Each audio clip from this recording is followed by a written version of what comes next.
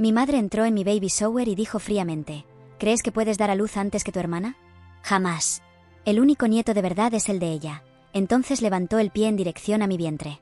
Me encogí de dolor mientras mi hermana sonreía y bebía su vino. Nadie necesita a un hijo no deseado en esta familia, ¿verdad? Entonces, una voz grave se escuchó desde el fondo del salón. Todos se giraron de golpe. Sus rostros se congelaron. Era Alejandro, mi esposo. Nadie lo esperaba en la fiesta. Se suponía que estaba en otra ciudad por trabajo. ¿Qué acaba de decir, señora Pilar?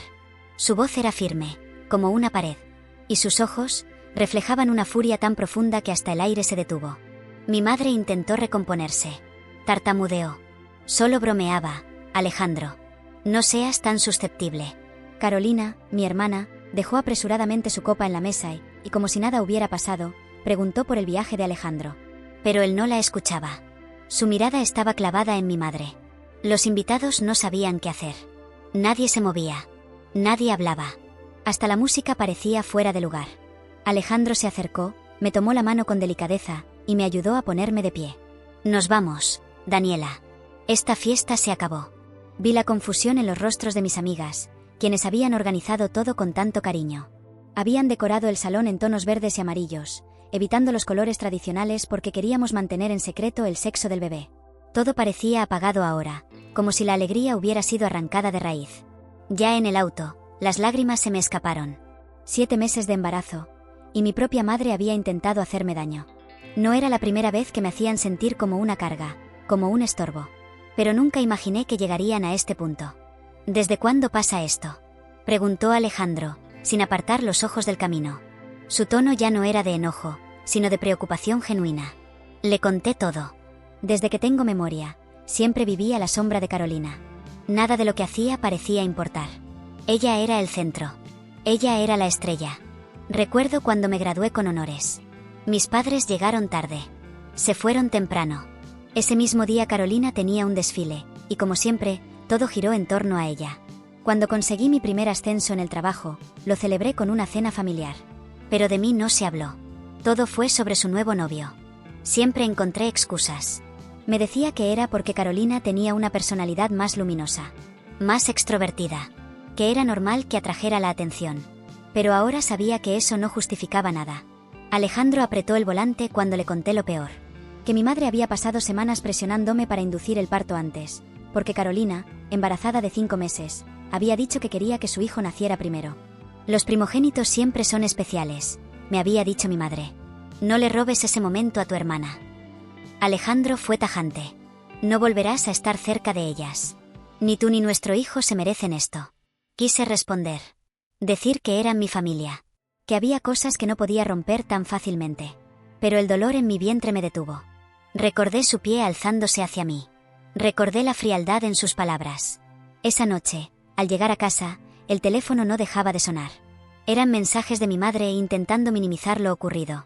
Mensajes de Carolina, diciendo que había arruinado su momento, que estaba exagerando. Incluso uno de mi padre, pidiéndome que me disculpara por la escena que había causado Alejandro. Nadie preguntó por mi estado. Nadie preguntó por el bebé. Alejandro tomó el celular, lo apagó y me abrazó. «Necesitas descansar», me dijo, acariciando mi vientre con ternura. «Mañana decidiremos qué hacer. Pero esta noche, tú y nuestro hijo son lo único que importa». Me abrazó fuerte. Por primera vez en años, me sentí protegida. Por primera vez, alguien me estaba poniendo en primer lugar. Al día siguiente, me desperté con contracciones.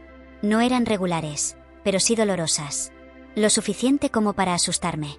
Alejandro no dudó. Me llevó al hospital de inmediato. El médico me revisó, su rostro cambió. «Estás comenzando trabajo de parto prematuro», dijo con gravedad. «Debemos detenerlo. 32 semanas es demasiado pronto». Pasé 3 días hospitalizada, conectada a máquinas, con medicamentos corriendo por mis venas. Alejandro no se separó de mí. Ni por un segundo. Mi familia no apareció. Ni un mensaje. Solo uno de Carolina, diciendo que no entendía por qué dramatizaba tanto por una tontería. Una tontería. Así llamaban al intento de mi madre de dañar a su nieto. Así llamaban a mis lágrimas. A mi miedo. A mi historia. No volví a preguntar por ellos. No lo hice porque sabía la respuesta. Sabía que no vendrían al hospital. Sabía que no me escribirían. Y si lo hacían, no sería por mí, ni por el bebé. Sería por orgullo, por mantener una apariencia, por cuidar su reputación frente a los demás. Durante los 3 días que estuve en observación, apenas pude dormir. Cada vez que cerraba los ojos, revivía la escena del baby shower, el pie de mi madre levantado, la sonrisa de Carolina, la risa apagada de los invitados. La humillación. La impotencia. Y lo peor de todo, el silencio. El silencio cómplice de quienes estuvieron ahí y no dijeron nada. Alejandro, en cambio, no se separó de mi lado. Me acompañaba incluso al baño. Me acomodaba las almohadas, me ayudaba a cambiarme, se sentaba en la silla incómoda del hospital sin quejarse. Había algo en su mirada, una mezcla de rabia contenida y ternura absoluta.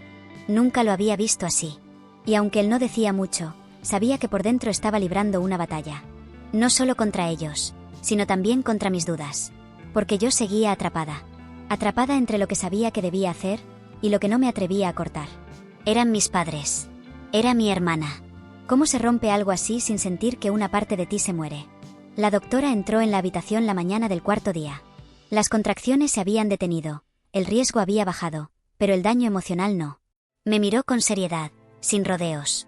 Necesitas reducir el estrés al mínimo, me dijo. Tu cuerpo está reaccionando a tu entorno, no a una condición médica. Si vuelves a exponerte a lo que te hizo llegar aquí, no lo vas a resistir. Fue la primera vez que alguien ajeno a mi historia me decía lo que ya sabía, pero no quería aceptar. Ellos me estaban enfermando. Mi propia familia estaba quebrándome desde adentro. Alejandro esperó a que la doctora saliera para sentarse a mi lado, tomándome de la mano con fuerza. Ya no podemos fingir que esto fue un accidente, Daniela, dijo con voz baja, casi quebrada. Ya no puedes protegerlos. No puedes seguir justificándolos. Tú estabas sangrando. Tú estabas temblando. Y tu madre no apareció. Ni un mensaje. Ni una llamada. Esto no es normal. No es amor. No es familia. Cerré los ojos. Lo sabía. Lo había sabido siempre, pero nunca lo había querido decir en voz alta. Crecí rodeada de comparaciones, de desprecios disfrazados de bromas, de indiferencias justificadas por la personalidad de Carolina. Aprendí a vivir con las obras. Aprendí a agradecer lo mínimo. Aprendí a no esperar nada. Pero ahora no era solo yo. Ahora llevaba una vida dentro de mí. Y ese pequeño ser no merecía crecer con el mismo dolor. Esa noche, mientras Alejandro dormía agotado en el sofá, revisé mis mensajes. Mi padre me había enviado uno nuevo. No agrandes más las cosas. Si tu mamá te lastimó, fue sin intención. Todo fue un malentendido. Debes pensar en tu hermana, que también está embarazada y no necesita más estrés en su estado. Sé madura, Daniela. Resuelve esto sin arrastrar a Alejandro ni crear divisiones innecesarias. Una familia no se destruye por una fiesta mal llevada. Me quedé mirando esa pantalla, inmóvil. Era increíble cómo la narrativa siempre terminaba volteándose. Yo, la golpeada. Yo, la humillada. Yo, la embarazada hospitalizada por estrés, era ahora la culpable. La exagerada. La que debía pedir disculpas para preservar una imagen familiar que solo existía en sus cabezas. Respiré hondo. Cerré los ojos. Y por primera vez, no lloré. Porque ese mensaje no me rompió. Me despertó. A la mañana siguiente, recibí el alta médica. Alejandro había empacado mis cosas la noche anterior. Estaba listo para llevarme a casa, pero cuando entró a la habitación y vio que aún sostenía el teléfono en la mano, supo que algo había cambiado. ¿Te volvieron a escribir?, preguntó con cuidado. Asentí en silencio. No le dije el contenido. No necesitaba hacerlo. Él ya sabía. ¿Y qué vas a hacer?, insistió. Lo miré con calma. Por primera vez no me sentí como la hija menor, como la sombra de Carolina, como la que debía obedecer para merecer cariño. Me sentí madre. Me sentí protectora. Me sentí dueña de una nueva historia. Voy a escribirles una sola vez más, le respondí. Pero será la última. Esa tarde, en casa, con una taza de té en las manos y el corazón latiéndome en el cuello, abrí la conversación grupal de mi familia. Escribí sin gritar, sin insultar, sin dramatizar. Pero cada palabra llevaba toda mi verdad. Desde niña he aprendido a callar para mantener la paz. He aprendido a quedarme atrás para que otra brille. He aprendido a aceptar las obras disfrazadas de amor. Pero ahora tengo un hijo. Y no voy a enseñarle a vivir como yo viví. Mi madre trató de lastimarme, frente a todos. Nadie intervino. Nadie se disculpó. Nadie me defendió. Y aún así, recibo mensajes pidiéndome a mí que lo arregle. No. Esta vez no. Esta vez yo me alejo. Esta vez yo protejo lo mío. No necesito explicaciones. No espero disculpas. Solo quiero que entiendan que el daño ya está hecho. Y que por el bien de mi bebé, no quiero volver a saber de ustedes. No por ahora. No mientras todo siga igual. No mientras me pidan que normalice lo inaceptable. Alejandro leyó el mensaje detrás de mí. Cuando terminé de escribir, no dijo nada. Solo me abrazó. Fue un silencio lleno de acuerdo. Lleno de alivio. Lleno de amor real. El tipo de amor que no exige que te destruyas por pertenecer. Pasaron días sin respuesta. Ni un emoji. Ni una frase. Ni una palabra. Solo vacío. Pero no era el mismo vacío de antes. Este no dolía. Este liberaba. Por fin sentí que tenía permiso de respirar sin miedo a que mis padres me juzgaran. Sentí que tenía derecho a priorizar mi paz. A mi hijo. 2 semanas después, el médico confirmó que el riesgo de parto prematuro había pasado. Estaba fuera de peligro. Y aunque aún me dolía el alma, mi cuerpo comenzaba a sanar. Caminaba un poco más erguida. Dormía un poco más tranquila. Volví a sentir que el futuro tenía color. Una mañana, mientras desayunaba junto a Alejandro, recibí un sobre por debajo de la puerta. No tenía remitente, pero reconocí la caligrafía. Era de Carolina. Dentro había una carta escrita a mano y una foto. La carta era breve. Sé que no te importa, pero ya nació. Mamá dice que es el primer nieto de verdad. Pensé que deberías saberlo. La foto mostraba a un bebé envuelto en una manta blanca. A su lado, mi madre y Carolina sonriendo como si nada hubiese pasado. Ni una palabra para saber cómo estaba yo. Ni una mención a lo ocurrido. Solo su victoria. Solo su agenda. Miré la carta durante unos segundos y luego la rompí. No con rabia. Con claridad. No necesitaba competir. No necesitaba que nadie reconociera mi maternidad como válida. Mi hijo no iba a crecer en medio de ese juego sucio. No iba a ser usado como trofeo, como moneda emocional. Iba a ser amado. Protegido. Iba a crecer viendo a sus padres elegir lo correcto, aunque doliera. Esa noche, Alejandro me preguntó si quería guardar alguna copia de la carta. Para cuando tu hijo pregunte por la familia, dijo. Lo pensé un momento. No, respondí. Cuando él pregunte, no quiero mostrarle pruebas de lo que perdimos. Quiero contarle lo que construimos. La noche antes del nacimiento no dormí. No porque tuviera miedo, sino porque sentía que algo iba a pasar. No podía explicarlo. No había contracciones. No había señales físicas. Pero dentro de mí, algo se estaba preparando. Tal vez era el alma. Tal vez era el espíritu. Tal vez solo era el cuerpo respondiendo a un tipo de paz que nunca había sentido antes. Alejandro me encontraba distinta. Más tranquila. Más firme. Como si algo se hubiera alineado. Como si por fin hubiera tomado una decisión real, de esas que no tienen marcha atrás. Me preguntó si estaba segura de lo que habíamos decidido. De alejarnos. De no responder más. De cortar. Y le dije que sí. Que por primera vez, sí. Porque la paz que sentía no venía de la ausencia de conflicto, sino de la certeza de que estaba haciendo lo correcto. Y eso ya no lo podía ignorar. A las 3 de la mañana, el dolor me despertó. No era como las falsas alarmas. Este era profundo. Constante. Como si alguien desde dentro estuviera tocando la puerta. Alejandro se levantó de un salto. Me ayudó a vestirme. Cogimos la maleta que ya estaba lista desde hacía semanas. El trayecto al hospital fue en silencio. Solo sus manos sobre el volante. Solo mis dedos sobre mi vientre. Solo la respiración contenida de alguien que está a punto de cruzar un umbral. Me ingresaron de inmediato. Trabajo de parto activo. Cuello del útero dilatado.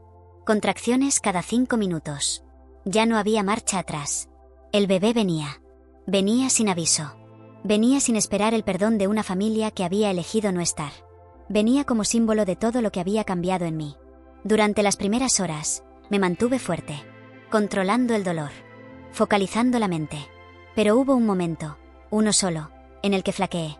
Fue cuando una enfermera, mientras revisaba los papeles, me preguntó si quería que avisaran a mis padres. Su voz era amable. No lo dijo con malicia. Solo asumió. Asumió que en una situación así, los padres debían estar. Que las madres acompañan. Que los abuelos se emocionan. Pero no sabía que en mi caso, el apellido y el parentesco eran solo una máscara. Me quedé callada. Alejandro respondió por mí. No, dijo con firmeza. No hace falta. Y fue en ese momento, en medio de esa contracción, cuando me di cuenta, ya no los necesitaba. No necesitaba la validación de quienes siempre me hicieron sentir invisible. No necesitaba sus aplausos. No necesitaba sus bendiciones. Porque a veces, los lazos de sangre son solo eso, sangre. Y el verdadero amor se demuestra en los momentos donde uno se queda, aunque podría irse. El trabajo de parto duró más de 12 horas. Hubo momentos de miedo. Momentos de cansancio extremo. Pero también hubo algo sagrado. Algo que no se puede describir con palabras. Alejandro no soltó mi mano. Ni una sola vez. Me decía que podía. Que lo estaba haciendo bien. Que nuestro hijo venía a este mundo rodeado de amor, y no de competencia. Que no sería una sombra. Que no tendría que ganarse el derecho de existir. Y cuando por fin escuché su llanto, supe que algo en mí también había nacido. Era un niño. Lloraba con fuerza. Como si su alma estuviera protestando contra todo lo que me hicieron. Como si supiera. Como si entendiera que su llegada no era solo un hecho médico, sino una declaración. Yo lo tomé en mis brazos. Y por primera vez, lloré sin miedo. Sin vergüenza. Sin cargar con la mirada de mi madre, ni el juicio de Carolina, ni el silencio de mi padre. Lloré porque lo tenía. Porque estaba aquí. Porque era mío. Porque a pesar de todo, llegó bien. Y en ese instante, el pasado dejó de tener poder. En las horas siguientes, nos trasladaron a una habitación privada. Alejandro lo sostuvo mientras yo intentaba dormir, aunque no pude. El bebé dormía plácido en su pecho. Viéndolos, supe que todo lo que habíamos perdido, ya no importaba. Porque lo que habíamos ganado, era real. Esa tarde, mientras amamantaba por primera vez, el teléfono volvió a sonar. No era un mensaje. Era una llamada. El nombre de mi madre parpadeaba en la pantalla. Alejandro me miró. Esperó a que yo decidiera. No contesté. Dejé que sonara. 1, 2, 3 veces. Después vino un mensaje. Queremos conocer al bebé. Tu hermana también quiere ir. No cargues con resentimientos innecesarios. Ya pasó. Lo leí en silencio. Luego apagué el teléfono. ¿Cómo se le explica a alguien que no es resentimiento lo que te aleja, sino dignidad? ¿Cómo se le dice a una madre que no es el rencor el que levanta un muro, sino la necesidad de sanar? ¿Cómo se le enseña a una hermana que no es la envidia la que corta el lazo, sino el abuso no reconocido? Esa noche no dormí mucho. No por estrés, sino porque me quedé observando a mi hijo, tocando su manita, sintiendo su respiración, pensando en todo lo que le iba a enseñar. En todo lo que nunca iba a repetir. En todo lo que se rompía conmigo, para que él nunca lo viviera. Alejandro me abrazó por detrás. Me susurró al oído: te prometo que siempre te voy a cuidar así. A ti. Y a él. Somos nosotros ahora. Solo nosotros. Y en ese nosotros entendí que no necesitábamos más. Los primeros días en casa fueron duros, pero también transformadores. El llanto del bebé, las tomas nocturnas, el cuerpo adolorido, el miedo constante de no estar haciéndolo bien, todo era nuevo. Todo era abrumador. Pero por primera vez, sentía que estaba construyendo algo desde cero. Un hogar distinto. Un refugio donde ya no existían gritos ni comparaciones, ni miradas que te medían con desprecio. Solo estaba yo, mi hijo, y Alejandro. El pequeño trío que se había salvado mutuamente. Alejandro se convirtió en más que un padre.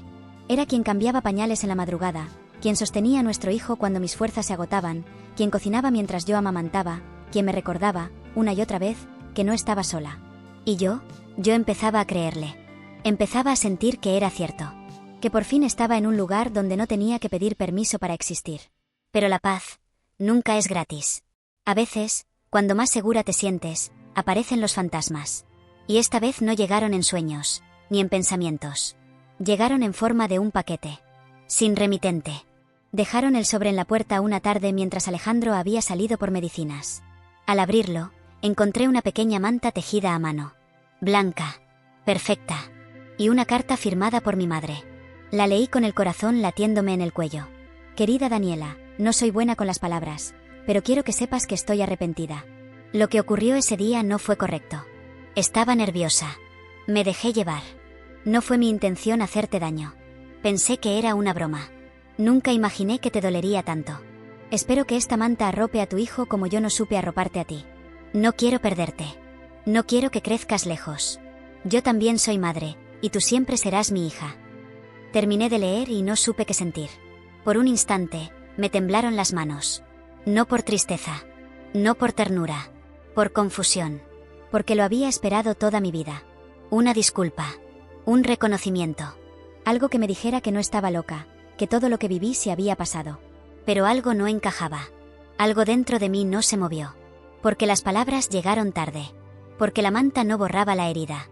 Porque, una vez más, el centro no era yo, ni mi hijo. Era ella. Su imagen. Su culpa. Su necesidad de ser perdonada, sin haber asumido el daño.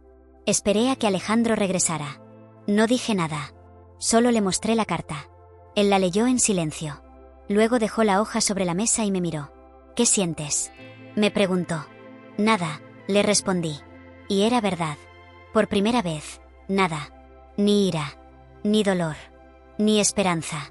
Solo una distancia limpia. Un espacio nuevo. Una certeza. Yo no iba a volver atrás. No podía. Esa misma noche, me escribió Carolina. Un mensaje corto. ¿Así que ya nació? ¡Qué bien! Ya vas a dejar de hacerte la víctima. Sentí que la calma que había construido empezaba a tambalearse. Porque ella no había cambiado. Porque no entendía. Porque seguía creyendo que el daño era inventado, que la víctima era ella. Alejandro me quitó el teléfono de las manos. No vas a responderle, me dijo. No otra vez. Ella no merece tu energía. No después de todo. Y lo obedecí. Porque tenía razón. Porque contestar era abrir la puerta a una batalla que ya no me interesaba pelear. Pero entonces, una semana después, ocurrió algo que no esperaba. Mis padres aparecieron en la puerta. Sin avisar. Sin llamar.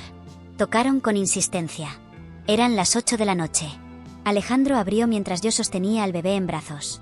Su rostro cambió apenas los vio. Mi madre llevaba una bolsa de regalos. Mi padre evitaba la mirada. Solo queremos conocerlo, dijo ella, con voz temblorosa. No venimos a pelear. Venimos por el niño. Por nuestro nieto. No es su momento, respondió Alejandro, cortante. Ella no los invitó. No tienen derecho a llegar como si nada. Es nuestra hija, insistió mi padre. Y ese es nuestro nieto. Tenemos derecho a verlo.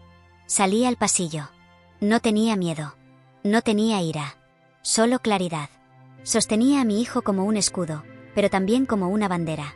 No vinieron al hospital, les dije. No llamaron durante las contracciones. No estuvieron cuando más los necesitaba. Y ahora vienen con regalos como si eso comprara todo lo que no hicieron.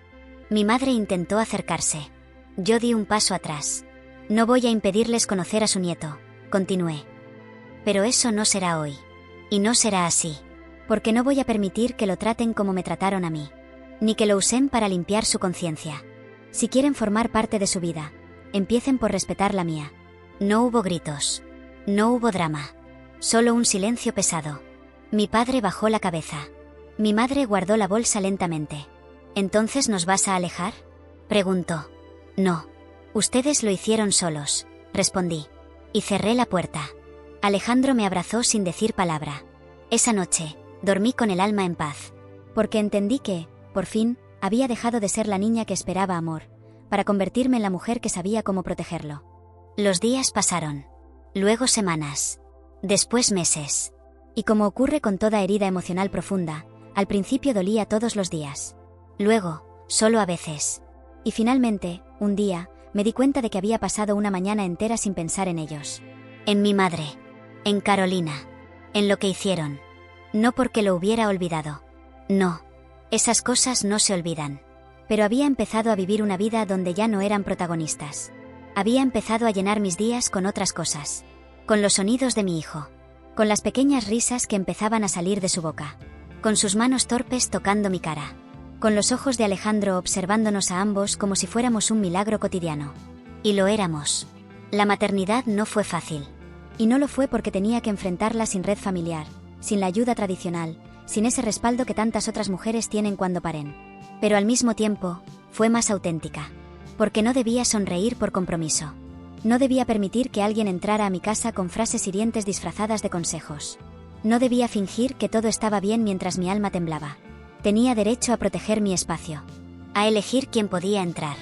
A construir una familia con las piezas que sí querían sostenerse. A veces, cuando el bebé dormía, le hablaba en voz baja. Le decía, tú no vas a repetir mi historia. No vas a crecer sintiéndote menos. No vas a competir por el amor. No vas a mendigar cariño. Vas a crecer sabiendo que eres suficiente. Que eres amado. Que eres libre. Y mientras lo decía, me sanaba a mí misma. Porque en esas promesas, yo también me abrazaba a mí. A la niña que fui. a la que siempre quiso que su madre la viera, a la que esperó que su hermana bajara la voz para que la suya también se escuchara. Alejandro volvió al trabajo cuando nuestro hijo tenía 3 meses. Su regreso fue progresivo. Primero medio tiempo, luego jornadas completas. Pero su presencia no desapareció. Llegaba a casa con una sonrisa. Se arrodillaba frente a la cuna y le hablaba al bebé como si fuera un sabio de otra dimensión. Yo lo observaba desde la cocina y agradecía en silencio. Porque a pesar del dolor de lo perdido, lo que habíamos ganado era irreemplazable. Fue en uno de esos días de rutina apacible cuando sucedió lo inesperado. Recibí una carta certificada. No era de mi madre, ni de Carolina. Era del abogado de mis padres. Al abrirla, el corazón se me aceleró. Me senté antes de seguir leyendo. El tono era frío, pero formal. Decía que mis padres solicitaban un régimen de visitas para su nieto. Que como abuelos, tenían derecho legal a conocerlo. Que entendían mi dolor, pero que apelaban al bienestar del menor. Que si no accedía voluntariamente, considerarían otras vías. Me temblaron las manos. Sentí una oleada de rabia, miedo y asombro. No porque me sorprendiera del todo, sino porque no creí que llegarían a tanto. Ya no se trataba de disculpas. No se trataba de reconciliación. Era poder. Era control. Era otra forma de imponer su voluntad. Alejandro estaba en casa cuando lo leí. Me escuchó romper el silencio con un no puede ser. Corrió hacia mí. Tomó la carta. La leyó completa. No dijo nada durante un rato. Luego se sentó junto a mí. Te dije que lo harían, susurró. Porque no soportan no tener el control. No les importa el niño. Les importa ganar. ¿Y si lo intentan legalmente? Pregunté. Me dolía la cabeza. Me dolía el alma. Me dolía la herida que creía cerrada. Alejandro tomó mi mano. Entonces lucharemos, dijo. Pero tú no estás sola. No voy a dejar que lo usen. Ni que te usen. Esto no lo van a decidir ellos. Ese día llamamos a un abogado. Le explicamos todo. Desde el incidente del baby shower, hasta la carta, pasando por los intentos previos de manipulación emocional. El abogado nos escuchó con atención. Asintió lentamente. Nos dijo que sí, que legalmente podían intentarlo. Pero que las probabilidades eran muy bajas. Porque no había un lazo previo. Porque no había una relación afectiva comprobada. Porque no habían participado en los cuidados.